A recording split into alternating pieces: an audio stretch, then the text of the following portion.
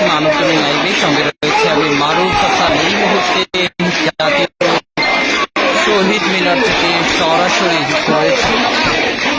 এখানে শিক্ষার্থীদের পূর্ব ঘোষিত যে গণমিছিল কর্মসূচি, সেই গণমিছিল নিয়ে রাজধানীর বিভিন্ন প্রান্ত থেকে শিক্ষার্থীরা এই জাতীয় শহীদ মিনারে এসে জড়ো হয়েছেন এবং এখান থেকে তারা বিভিন্ন ধরনের ব্যানার ফেস্টুন পরিদর্শন করছেন, পাশাপাশি স্লোগান দিচ্ছেন।